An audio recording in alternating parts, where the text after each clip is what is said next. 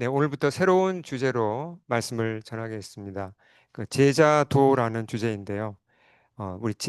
한번 다 같이 제목을 크게 한번 우리 큰 소리로 읽어보겠습니다. 시작. 당신은 제자입니까? 네. 아기가 태어나면 자라죠.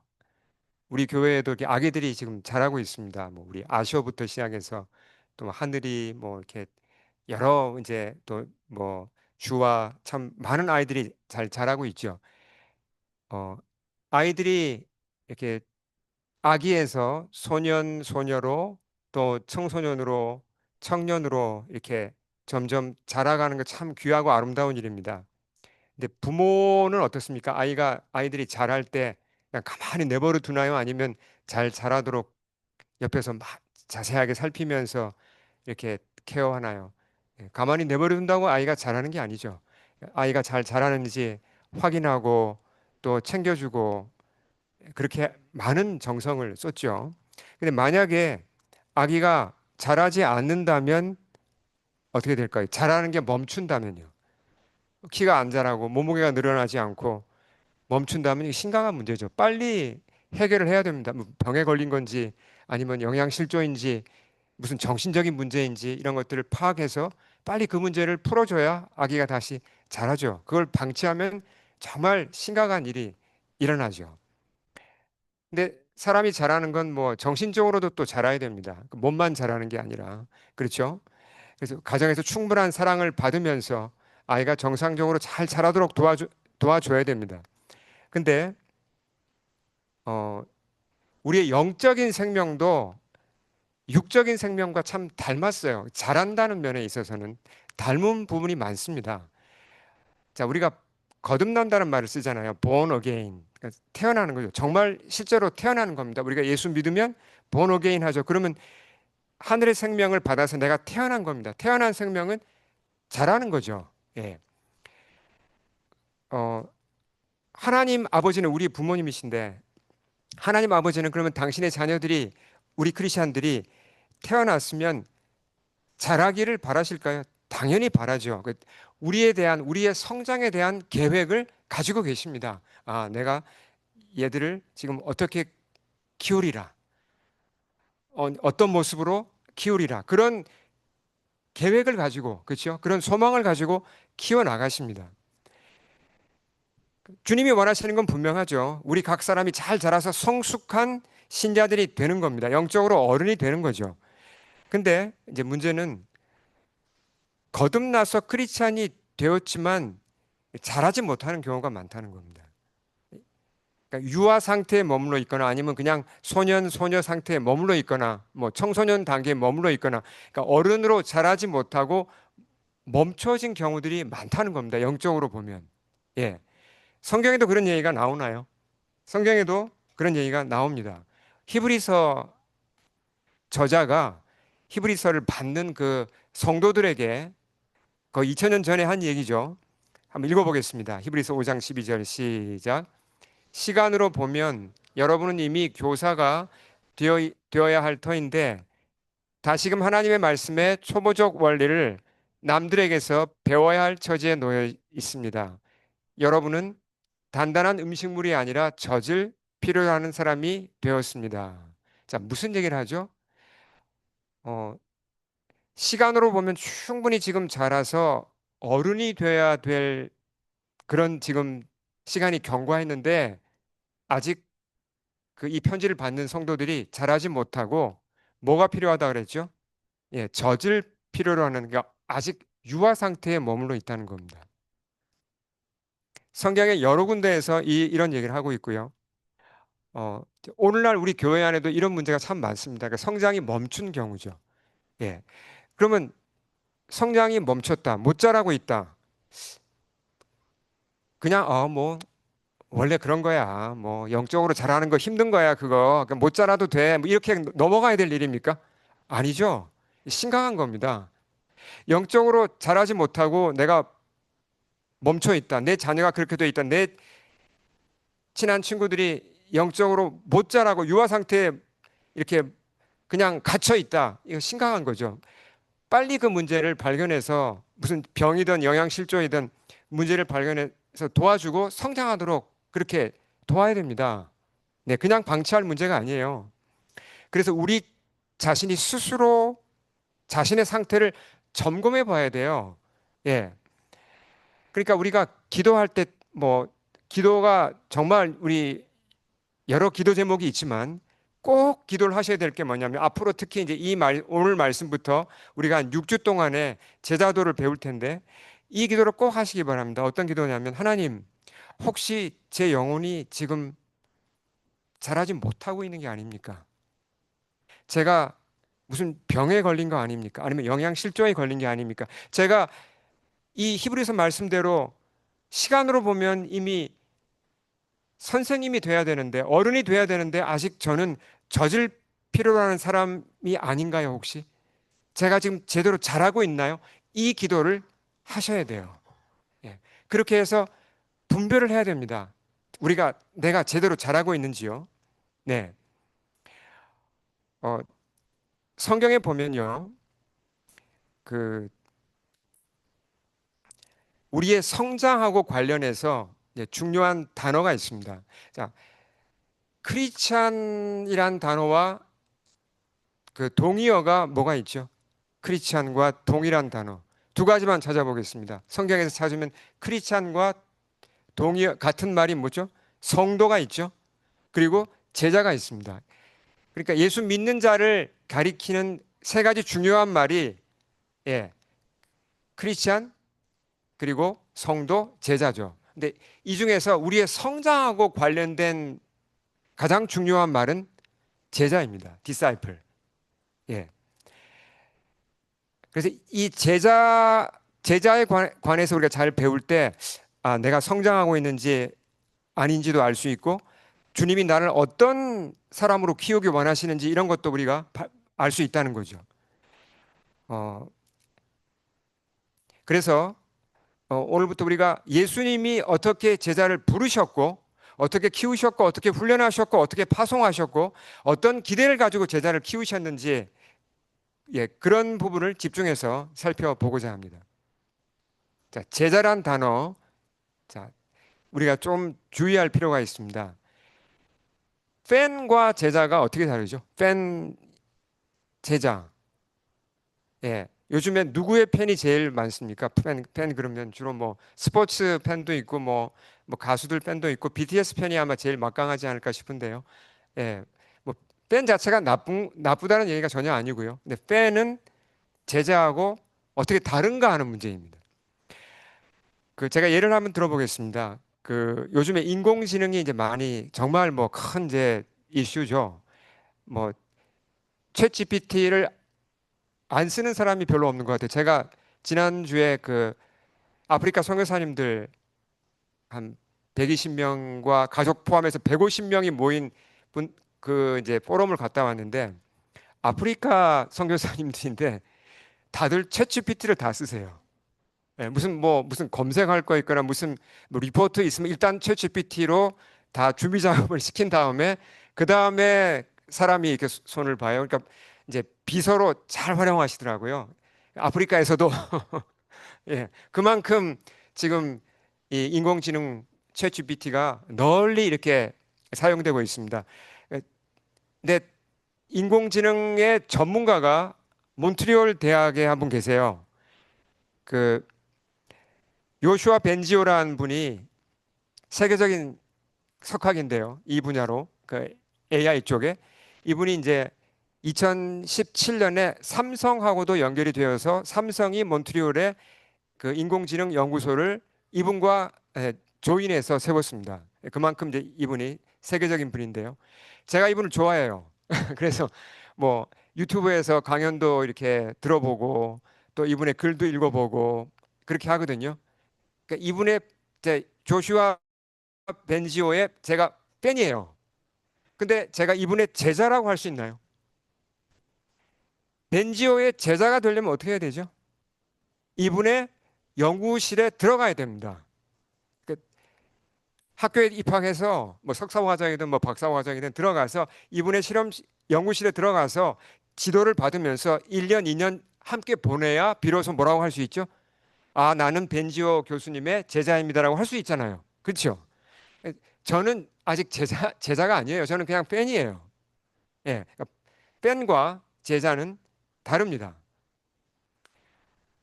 그 혹시 여러분 한 10여 년 전에 나온 책인데 이 책을 읽으신 분이 계십니까? 한글로도 번역이 됐습니다. 그 한국어 제목은 아마 이게 팬이 아니라 제자입니다였던 것 같은데요. 혹시 읽어본 분 계신가요?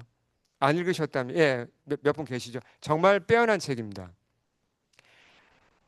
근데 이 책을 쓰신 분이 그 카일 아이들먼이라는 목사님인데 지금 미국에서 그 영향력이 있는 아주 귀한 분이에요. 이분이 이 책에서 한 말을 제가 잠깐 인용을 해보겠습니다. 한글로 영어는 여기 있고요. 한글로 이렇게 번역이 됩니다. 그분의 얘기입니다. 예수님의 팬들은 예수님에게 가까이 다가가는 사람들입니다. 이렇게 다가가는 이유는 유익을 얻기 위해서지요. 그런데 예수님을 위해서 희생을 해야 할 때가 오면 그들은 더 이상 가까이 가지 않아요. 팬들은 규칙적으로 기도하고 예배에 참석하고 자동차에 크리스찬을 상징하는 물고기 표시를 달고 다닙니다. 그러나 예수님께서 우리와 맺기 원하시는 관계가 과연 그런 정도의 관계일까요? 이런 얘기를 했어요. 그러니까 교회 안에 예수님의 팬은 굉장히 많다는 겁니다. 근데 제자는 별로 없어요. 상대적으로 적어요. 그 문제를 지적했어요. 이 책에서. 그래서 많은 분들이 이 책을 읽고 깨어났습니다. 아, 내가 팬이구나. 진짜 제자가 돼야지. 그 운동이 일어났거든요. 근데 이제 제가 제자에 대해서, 디사이플에 대해서 이렇게 말씀을 드리면 적지 않은 분들이 이렇게 스트레스를 받으세요. 아, 목사님이 또 뭔가 우리를 또 이렇게 뭐 훈련하려고 뭔가 또 뭐 이렇게 뭐 프로그램을 돌리려고 막 뭔가 우리를 막 밀어붙이시는구나 이런 스트레스를 벌써 이렇게 받으시거든요. 근데 그렇지 않다는 걸 제가 다시 한번 강조를 드리는데요. 어, 팬으로 사는 게 편할 것 같은데 아니라는 거예요. 정말 주님이 예비하신 그 축복을 받기 원한다면 우리가 제자가 돼야 됩니다. 예. 자, 그러면 이제 이런 질문이 나오죠. 우리가 좀 뻔한 질문이지만 점검해 볼 필요가 있어요. 크리스찬들 중에서 특별한 사람들만 제자로 부름을 받은 건가요? 아니면 모든 크리스찬이라면 다 제자로 부르심 받은 건가요? 어느 쪽이죠? 예, 크리스찬이라면 다 제자로 부르심을 받은 거예요. 같은 말입니다. 크리스찬과 제자란 말이. 예. 자, 확인을 해보죠. 예수님이 승천하기 직전에 11제자에게 주신 명령이 있죠. 그 지상명령이라고도 불리는 이 정말 아주 중요한 이, 예, 이 명령 같이 한번 읽어보겠습니다. 마태복음 시작. 그러므로 너희는 가서 모든 민족을 제자로 삼아. 자, 예수님이 지금 만민을 구원하기 위해서 복음을 전하라는 지금 사명을 주시는 거죠. 근데 구원하라는 말을 어떤 식으로 표현했습니까? 제자로 삼으라 그랬습니다. 그러니까 예수님의 제자가 되게 해라는 얘기죠. 크리스찬이 된단 말은 크리스찬으로 되게 한단 말은 제자가 되게 한단 말과 같은 말이잖아요. 분명하죠. 예. 그러니까 이런 말은 틀린 말입니다. 아, 목사님 저는 크리스찬인 것 같은데요. 아직 제자는 아닌 것 같아요.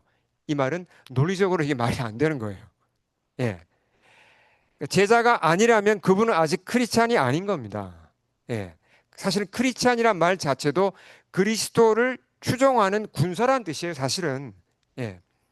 자, 오늘 말씀으로 들어가 보겠습니다. 어, 오늘 본문 이 마가복음 말씀에는 예수님이 최초로 제자들을 부르신 사건이 기록되어 있어요. 그런 점에서 중요한 겁니다. 첫 제자죠. 이 사건을 잘 살피면요. 예수님이 제자들을 어떤 사람으로 키우고자 하는가가 드러나요. 예, 제자로 부를 때. 이 목표를 우리가 바로 알아야 돼요.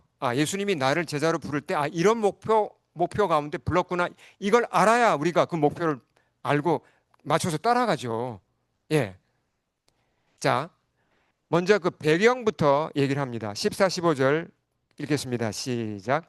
요한이 잡힌 후에 예수께서 갈릴리에 오셔서 하나님의 복음을 전파하여 이르시되 때가 찼고 하나님의 나라가 가까웠으니 회개하고 복음을 믿으라 하시더라. 자, 그 시대에 보면 이제 요한이라는 사람이 나타났습니다. 이 요한은 세례 요한이죠. 굉장히 청렴한 사람이었고 또 하나님을 사랑하는 선지자 같은 사람이었습니다. 온 이스라엘이 존경했죠. 요한을. 근데 누가 어, 요한을 체포했죠? 요한이 잡혔다 그랬잖아요. 헤롯 안티파스라는 왕이 부패한 왕이 요한을 체포했죠. 왜요? 요한이 직언을 했잖아요. 헤롯이 자기 이복 동생의 아내를 빼앗았거든요. 그러니까 요한이 당신 회개하라고 틀렸다고 그렇게 직언을 했습니다. 근데 그걸 받아들이지 않고 헤롯이 요한을 감옥에 쳐넣어 버렸습니다. 그만큼 시대가 어두웠다는 겁니다. 그 시대가. 자, 이런 시대 지금 누가 오신 겁니까? 구원자가 왔습니다. 예수님이 구원자잖아요. 근데 첫 마디가 뭐죠? 정치적인 발언이었습니까? 첫 마디가 헤롯과 같은 왕을 척결하자. 로마를 몰아내자 그런 정치적인 발언이 아니었습니다. 그러니까 정치를 무시한다는 얘기가 아니라 정치보다 훨씬 중요한 게 있다는 겁니다. 정치 가지고는 풀지 못하는 게 있다는 겁니다. 그럼 예수님이 경제 문제를 얘기하신 것도 아니에요.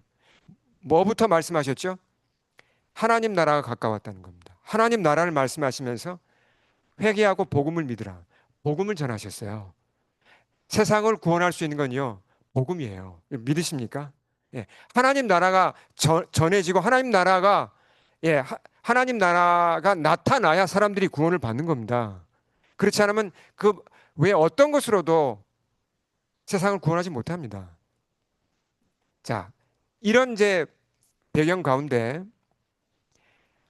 주님이 이제 복음을 전하셨다 그랬잖아요. 근데 복음을 전한 대상이 크게 두 그룹이에요. 첫째 그룹은 무리입니다. 크라우드. 대중들한테 전하셨죠. 3년 반 정도 사역하시면서 대중에게 계속 복음을 전하셨는데 더 많은 시간을 할애해서 예수님이 복음을 전한 두 번째 대상이 있습니다. 그게 누구죠? 그들이 바로 제자들입니다. 제자들을 이렇게 부르시죠. 자, 부르시는 오늘의 키버스입니다. 요절 핵심 말씀 같이 읽겠습니다. 시작. 갈릴리 해변을 지나가시다가 시몬과 그 형제 안드레가 바다에 그물 던지는 것을 보시니 그들은 어부라. 예수께서 이르시되 나를 따라오라. 내가 너희로 사람을 낚는 어부가 되게 하리라 하시니. 자, 주님이 부르셨죠. 처음에 누굴 불렀습니까? 시몬과 나중에 베드로로 바뀌죠 이름이. 그 형제 안드레를 불렀습니다. 어, 불렀을 때 이제 그들이 따라가요. 그리고 이어서 이제 뒤에 나오는 말씀을 보면 조금 더 가시다가 어, 야고보와 그의 동생 요한도 이제 어부였는데 그들도 부르셨어요. 그들도 예, 따라갑니다 예수님을. 이렇게 네 명이 예수님을 따라가는 장면이 나오는데요. 이제 마가복음에는 이렇게 압축적으로 기록을 했습니다. 근데 사실은 이게 그렇게 한마디로 불러서 따라온 건 아니었어요. 이 스토리가 좀 있습니다. 좀 자세한 스토리가 어디 나오죠? 요한복음 1장 35절 이하하고 누가복음 5장 같은 데 보면 조금 더 자세한 스토리가 나와요. 예. 그러니까 주님이 이 제자들을 부르실 때 대화도 있었고 또 한나절 이상 경험하게 서로 이렇게 같이 지내고 이런 가운데 주님을 알려주시고 그들을 부르신 거예요. 그들이 따라갔습니다. 자, 여기서 우리가 뭐에 주목해야 된다 그랬죠? 자, 이걸 꼭 우리가 기억해야 됩니다. 예수님이 어떤 목적 가운데 제자를 불러내야 하는 겁니다. 이게 중요합니다. 여기 목적이 나옵니까? 17절에 그 목적이 나옵니다. 자, 두 가지 목적을 찾아보겠습니다. 첫째는 나를 따라오너라입니다. Follow me. 이게 목적이에요. 그러니까 물론 명령이지만 동시에 목적입니다. 나중에 세리 레위 같은 사람을 부를 때도 뭐라고 부르셨죠? 그냥 주님이 그랬습니다. 아주 간단하게 나를 나를 따르라. 예, 항상 이런 말씀을 하셨어요. 자, 이게 근데 명령이면서 동시에 어 이게 목적이라는 거죠. 그러니까 제자들의 목적은 뭐라고요? 계속 예수님을 따라가는 게 목적이에요. 따라가는 게. 뭐 다른 큰 일을 하는 게 아니에요. 계속 예수님 따라가는 겁니다. 배우고 따라가고 교제하고. 근데요. 자, 예수님을 따라가는 것 이걸 우리가 좀 더 생각을 해봐야 됩니다. 이제 우선 그 예수님을 따른다는 게 뭔가 정의를 내리면 이렇죠. 예수님을 롤 모델로 삼아서 그분을 배우는 거고 그분을 닮아가는 거고 그분처럼 살아가는 겁니다. 그러니까 인생을 살아가는 데 있어서 내 인생을 살아가는 방법, 내 인생을 살아가는 모든 그 어떤 롤 모델이 예수님이라는 말입니다. 근데 이렇게 얘기하면 또 이제 부담을 이렇게 느끼세요. 예수님 뭐 따라가는 거 좋은 건 줄 아는데요. 근데 너무 어려워요. 너무 힘듭니다. 그런 부담이 있잖아요. 그 목표가 참 좋습니다. 근데 저는 그 목표에 예수님 따라간다는 그 목표, 예수님 닮아간다는 목표, 제가 올라가기에는 너무 높아요, 목사님. 너무 부담됩니다라고 이렇게 하소연하시는 분들이 계세요. 여러분 그런 부담 느끼시잖아요. 근데 자, 잘 들어보십시오. 우리가 예수님을 따라가기 위해서는 전제 조건이 있습니다. 그냥은 아무도 안 따라가요. 사람들이 전제 조건이 있다는 겁니다. 이 전제 조건이 갖추어지지 않으면 아무도 예수님을 못 따라가는 게 아니라 안 따라갑니다. 전제 조건이 뭘까요? 어떤 조건이 충족되어야 예수님을 따라갈까요? 그 조건이 뭐냐면요. 주님, 저는 어디로 가야 할지 모릅니다. 이 고백이에요. 주님, 저는 어떻게 살아가야 할지 모릅니다. 라는 고백입니다. 주님, 저는 무엇을 위해 살아가야 할지 모르겠습니다. 라는 고백이에요. 이 고백이 없으면 예수님 못 따라갑니다. 다시 말해서 내가 내 지식과 내 열심을 가지고 잘 살 수 있다고 생각하고 나름대로 열심히 살아왔는데 알고 보니까 내가 내 인생을 허비했구나. 내가 잘못 살았구나. 내가 너무 부끄럽게 살았구나. 내가 너무 엉망으로 살았구나. 이대로 가면 나는 망하는구나. 이 고백이 나와야 예수님 따라갈 수 있습니다. 안 그러면 안 따라가요. 왜요? 내 인생 내가 잘 살 수 있다고 생각하는데 왜 예수님 따라갑니까?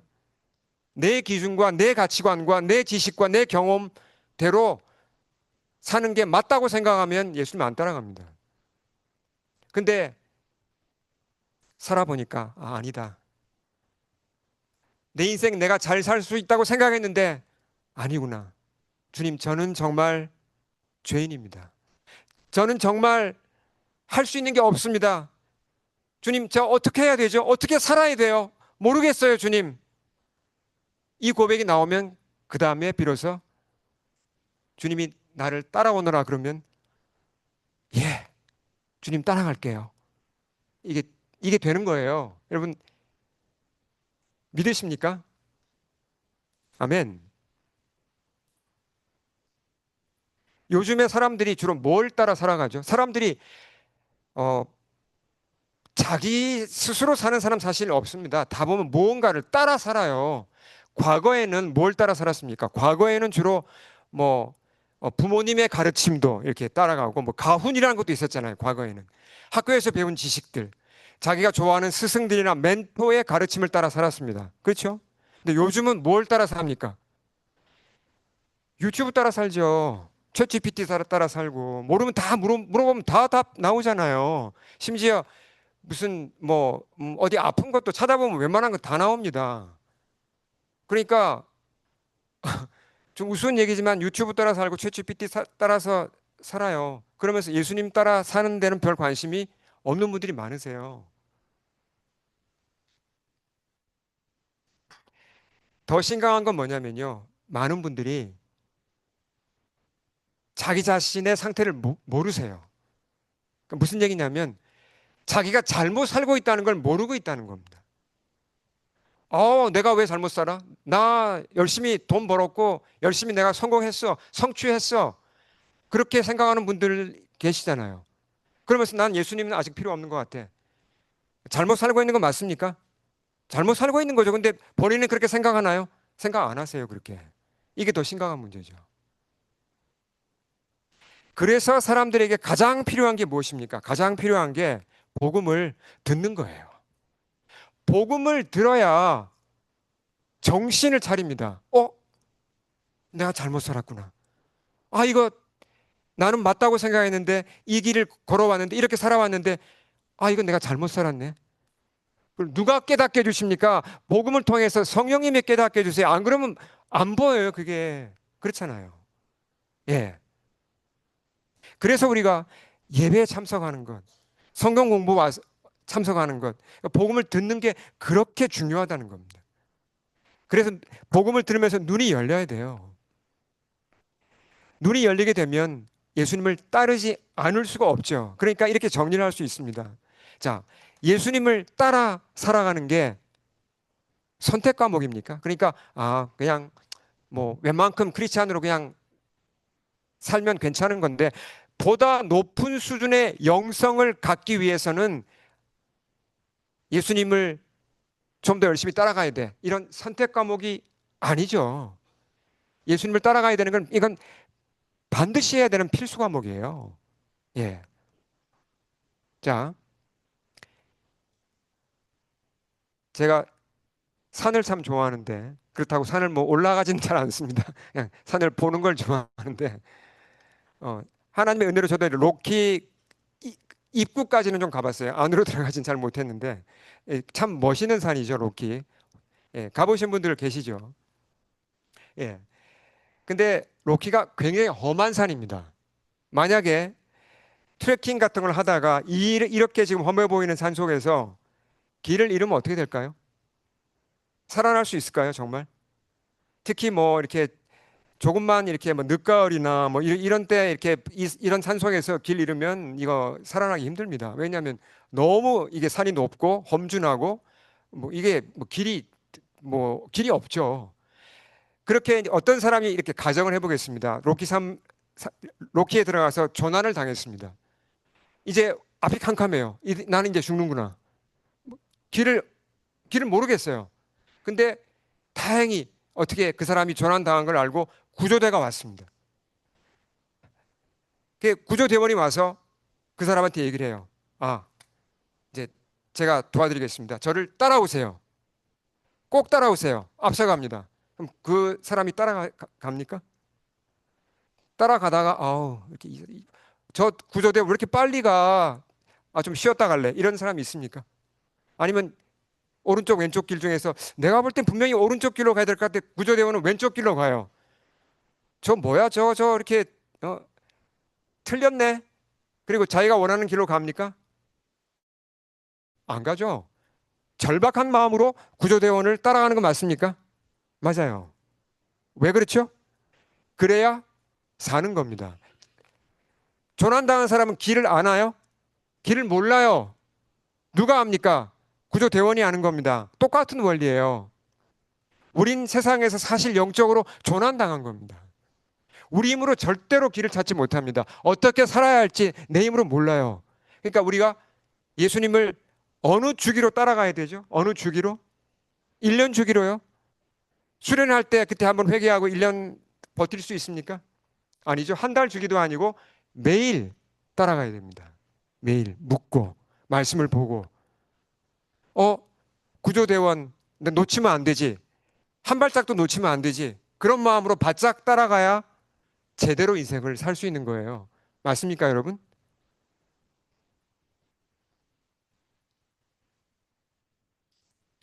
이 세상은요, 영적으로 보면 로키 산맥보다 훨씬 더 험하고 훨씬 더 강력한 유혹이 있고 무서운 것입니다. 우리가 알잖아요. 근데 그거 어떻게 대비할 겁니까? 단 하나의 길밖에 없습니다. 예수님 따르는 거예요. 우리 자녀들이 어떻게 이 험한 세상을 이깁니까? 인간적으로 아무리 많은 걸 줘도 아무리 많은 걸 가르쳐 주고 배우게 해도 그거 다 소용없습니다. 물론 그게 다 헛수고란 얘기가 아니에요. 그것만으로는 안 된다는 얘기죠. 뭐가 빠지면요? 예수님 따라가는 거 빠지면 다 무너집니다. 반드시 예수님을 알고 따라야 험한 세상을 넉넉히 승리하고 열매를 맺을 수 있죠. 자, 첫째 목적이 뭐라고요? 왜 제자로 불렀다고요? 예수님을 따라오도록 따르는 겁니다. 두 번째 목적으로 가겠습니다. 두 번째 목적은 자, 다시 한번 우리 하이라이트를 한번 읽어보겠습니다. 시작. 내가 너희로 사람을 낚는 어부가 되게 하리라. 두 번째 목적은 이 문자 그대로 사람을 낚는 어부가 되게 하리라. 이건 이제 주님이 약속하신 거예요. 너희가 나를 따라오면 내가 너희를 사람을 낚는 어부가 되게 하리라. 만들어 주리라는 약속이죠. 근데 여기서도 은혜를 받는 분도 계시지만 부담을 느끼는 분도 많이 계세요. 이게 이 말씀을 딱 들었을 때 은혜로 다가온다면 참 이게 축복이에요. 근데 이제 이게 부담으로 다가온다면 이제 오해하고 계신 거기 때문에 오해를 풀면 이 은혜로 바뀝니다. 사람을 낚는다는 말에서 보통 좀 거부감을 많이 가지세요. 사람을 낚는다? 이건 사실은 부정적인 뜻이 아니죠. 무슨 뭐 보이스피싱 하는 것도 아니고 그거 아니에요. 그러니까 사람을 이건 다른 말로 바꾸면 뭡니까? 사람을 건져낸다. 물고기를 잡듯이 사람을 건져낸다. 사람을 구원한다는 뜻이죠. 예. 1차적으로는 이 말씀이 어떤 뜻입니까? 사람을 낚는 어부가 된다는 것은 복음을 전해서 사람을 예수님께로 인도한다는 거죠. 사람을 구원으로 인도한다는 겁니다. 내 직업이 무엇이든 간에 상관없이 내가 전도할 수 있잖아요. 예수님 얘기할 수 있잖아요. 그렇게 해서 내 가족과 친지와 친구들, 이웃들을 예수님께로 인도하는 일을 하게 되는 겁니다. 그게 우리 제자의 중요한 목적이에요. 주님이 우리를 제자 되게 하신. 그렇죠? 근데 이 말씀에는 어부가 되게 한다는 말씀에는 좀 더 넓은 뜻도 있습니다. 어, 자, 그 말씀을 하면 어떤 넓은 뜻이 있는지 생각해 보겠습니다. 여기서 이 하이라이트한 말씀에서 예수님의 목적이 뭐죠? 목적이. 그러니까 최종 목적이 뭐냐는 겁니다. 내가 너희로 사람을 낚는 어부가 되게 하리라. 이 말씀을 가지고 자, 설명을 드리면요. 무슨 얘기냐면 어떤 일을 하든지 너희의 최종 목적은 사람이 되어야 된다는 얘기입니다. 사람. 예를 들어서 어떤 행사를 합니다. 어, 행사를 하면 그 행사를 주최한 사람의 최종 목적이 뭘까요? 정말 그 사람이 가장 원하는 목적이 뭐죠? 어떤 행사를 한다. 뭐 시에서 어떤 행사를 한다. 뭐 여러 행사를 주최하는 사람들이 있죠. 왜 행사를 하죠? 보통은 돈을 벌기 위함이고, 그렇죠? 아니면 자기 이름을 내기 위함이고, 아니면 자기가 보람을 느끼기 위함이고, 보통 대체로 뭐 꼭 이게 나쁜 건 아니지만 자기의 유익을 얻기 위함이에요. 그렇잖아요. 정말 그 사람을 대상으로 하는 경우가 있습니까? 의사가 사람을 치료하는 경우에도 어떤 의사는 정말 그 환자를 그 사람을 목적으로 하는 의사가 그런 분들이 계세요. 예. 내가 돈을 얼마 벌고 그건 다 떠나서 그 환자를 생각하고 정말 그 사람을 위하고 그 사람을 돕고자 하는 마음으로 치료해 주면 그런 치료를 받으시면 여러분 기분이 어떠십니까? 정말 정말 마음이 기쁘죠. 그렇죠? 왜 그러냐면 그 의사가 사람을 목적으로 했기 때문입니다. 근데 이제 뭐 그렇지 않은 경우들이 많죠. 심지어 우리가 복음을 전할 때도 잘못하면 어떻게 전할 수 있죠? 복음을 전할 때도 최종 목적이 내 이름일 수 있어요. 내 이름을 드러내고 내가 무슨 뭐 교회에서 주는 무슨 상을 받고 뭐 어릴 때 그런 거 많잖아요. 뭐 전도 뭐 많이 하면 상 받고 그 잘못 그런 이제 목적이 비뚤어질 수가 있다는 얘기죠. 세상에 많은 그런 행사들과 많은 모임들과 많은 일들은요. 최종 목적이 사람이 아닌 경우가 많습니다. 대부분의 그런 행사들은 그 단체가 돈을 벌고 그 단체에 이름을 내고 그 단체가 스스로 무슨 보람을 느끼고 뭐 이런 거죠. 근데 예수님이 우리에게 하신 말씀 뭡니까? 제자는 어떻게 해야 된다고요? 최종 목적이 사람이어야 한다는 겁니다. 예. 사람을 살리고 사람을 도와주고 사람을 세워주고 여기에 초점을 맞추라는 겁니다. 전도해야죠. 전도는 당연히 해야 되는 겁니다. 근데 그 외에 우리가 어떤 일을 하든지, 내가 사업을 하든지, 직장에 다니든지, 어떤 일을 하든지, 내가 크리스찬이라면, 그래서 예수님의 제자라면, 내가 가게를 하면서도 사람을 정말 생각할 수 있습니까? 할 수 있죠. 정말 그 사람을 생각하면서 내가 친절하게 대하고, 내가 직장에서도 동료들을 정말 그 사람 영혼을 생각하면서 내가 그 사람 자체를 위해서 그 기도하는 마음으로 어떤 이웃을 사랑하는 예수님 말씀을 실천하는 그런 자세로 할 수 있잖아요. 이게 결과가 다릅니다. 예. 그래서 정리를 해보겠습니다. 네, 결론입니다. 우선 우리는 스스로를 돌아봐야 됩니다. 내가 예수님의 제자인지 아닌지 점검해 봐야 돼요. 내가 예수님을 따르고 있다면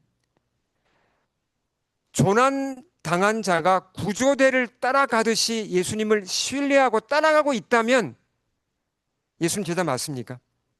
예, 맞아요. 네, 아니라면 그런 자세로 예수님을 따르는 게 아니라면 뭔가 잘못된 겁니다. 아직 제자가 아닐 수 있어요.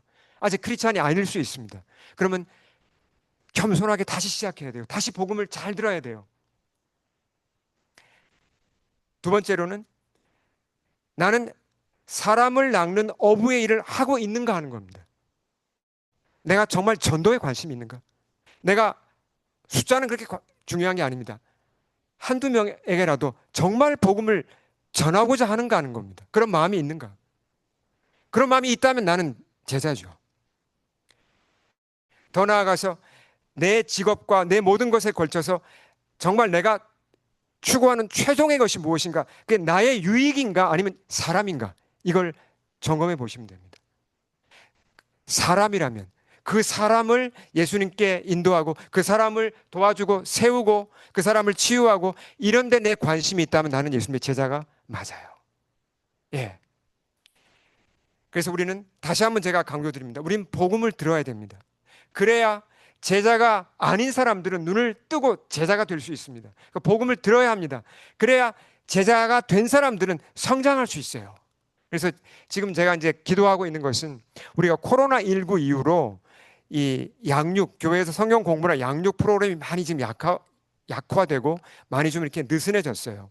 그래서 우리가 좀 더 이 복음을 잘 듣고 제자로 잘 서갈 수 있는 그런 이제 어떤 이제 성경 공부나 프로그램들을 좀 새롭게 잘 정비하고자 준비를 합니다. 그래서 저를 위해서 기도를 해주시면 좋겠습니다.